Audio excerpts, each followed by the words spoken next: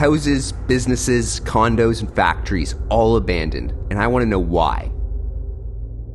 This country has a history that's been heard again and again from different perspectives. Communist rule to a collapse of the Iron Curtain. Shockingly though, this is only a small part of the reason why all these buildings are abandoned. From day one, I was shocked at the sheer number of abandoned buildings, holes in the street, and crumbling infrastructure just mere meters away from the beautiful Adriatic Sea. I was confused because other former communist countries have fared much better. So why did Albania fall into such a state of disrepair?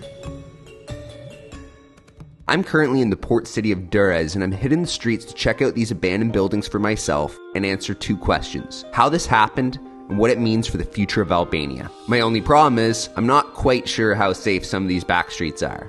Currently, I'm on the main street of Rruga Pavarigia. It's like a little mini downtown. It's where I've been staying since being here in Albania. Today, we're getting off this main street and onto some of the back streets. A little history you need to know before we get into how this epidemic happened. Albania was closed and communist until the 1990s, when the communist dictatorship collapsed and the economy turned capitalist. The borders opened, creating two problems basically overnight: a country that had little knowledge of how capitalism worked, and a population that now had the ability to leave.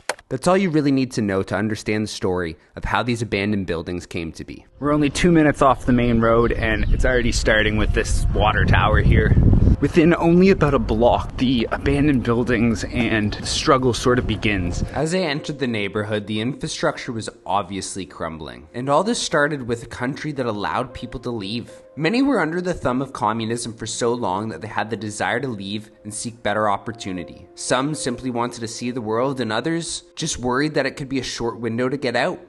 In addition, by the late 1990s, economic turmoil was driving more and more people away, and we'll get to this in a couple minutes. But basically, since the 90s, Albania's population has been on an almost steady decline. And when population decreases, so does the need for housing, creating near worthless properties that are easier to abandon than continue paying for. See, and then you have places behind me that are completely overgrown, like this one, that you can tell that have been abandoned for probably 20 or 30 years at least.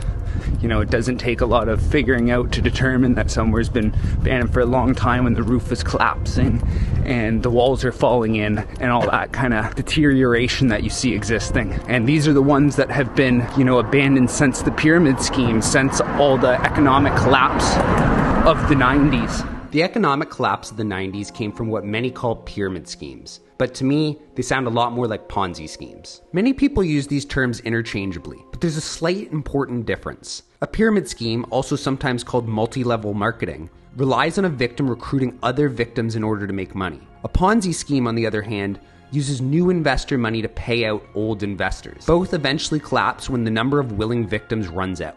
In the freshly capitalist society, these ultra-high interest investments were mass marketed on the new public television. People poured money into these so-called investments, with many selling their homes and renting to be able to put more money in. And by 1997, they collapsed. This caused economic and political turmoil that, as with most economic downturns, caused projects to halt and eventually abandoned. See, another thing that you do see quite commonly here is these construction projects like the one behind me that just haven't seemed to be touched in years, if not decades, and they're just shells. Like, they just started building and then just stopped. The final thing I need to touch on here for how you see some of these abandoned buildings is that some of them aren't exactly abandoned. See, and then you have places behind me that are like this, that are half built. People living in the first floor, but not the second or third. After hours of research on the topic, I couldn't find a perfect answer for why some houses are half built. But from what I could find, it does seem like A, Albanians save money on their property taxes, and B, a lot of Albanians struggle to afford a mortgage, so they build their houses slowly over time. So these are the main reasons why Albania is flooded with abandoned buildings. But this is only half the story.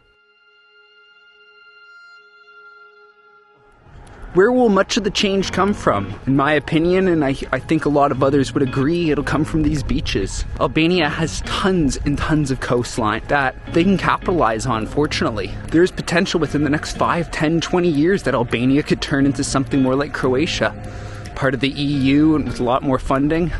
It's possible. One of the biggest issues here, though, is two things: the corruption and some of the laws that they have here.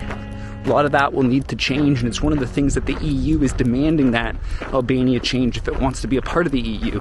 According to the European Union's official website, the two main concerns, at least related to our topic of abandoned buildings and property, is strengthening property rights through better cadastral data and eliminating corruption. To break this down a very basic way, better cadastral data simply means Albania needs to better record and confirm who owns what property, as well as having a clear value on that property. This in turn strengthens property rights by having a clear register to prove ownership. On the point of corruption, according to a United Nations report, land registration officials took up to 7% of total bribes in Albania. Many Albanians have to pay bribes to land registration officials for things like speeding up lengthy permit processes or to get a more favorable outcome. Solving these two issues will allow for more investment from outside sources in this vacant land that may help eliminate some of these abandoned homes. According to the same report, they're making good progress on these issues. And because of this progress, there's something magical happening with not just these old structures, but the infrastructure as well. They're being rebuilt. There's tons of construction going on, as you can see and probably hear behind me. I've seen tons of construction going on in places like downtown, but also a lot on the beach here. A big project that I noticed here right away is that they're taking the beach, they've basically ripped it all up, which is unfortunate for me staying here, but they've ripped it all up and they're planting tons of palm trees, as well as building a boardwalk, which I'm walking on at the moment. And you can see that they're getting ready to place a boardwalk and just really beautify this really important economic area. It's this investment in the beaches, the infrastructure, the upgrading of hotels, and the general beautification of Durrës that makes me hopeful that this amazing country will eventually become a major tourist destination, increase wages, and stop the population decline. I think the one boost it needs is the investment that comes along with being an EU member. In that same EU report, it seems like Albania is making great strides in bringing the country up to the EU standards. The purpose of this video was to show an aspect of Albania that's often glossed over and misunderstood. These abandoned buildings happen because this country has made great progress in the last 30 years, not because it hasn't. It conquered communism, learned some hard lessons about capitalism, and has moved closer and closer to Western Europe. Since arriving in Albania, the people have been warm, the food has been good, and the culture has been absolutely fascinating. I want to eliminate some of the negative stereotypes that Albania has and encourage people to come to this beautiful country. The future of Albania looks quite bright. I have a lot more Albania stories to tell, so consider subscribing to see more. And if you enjoyed the video, a like would be much appreciated.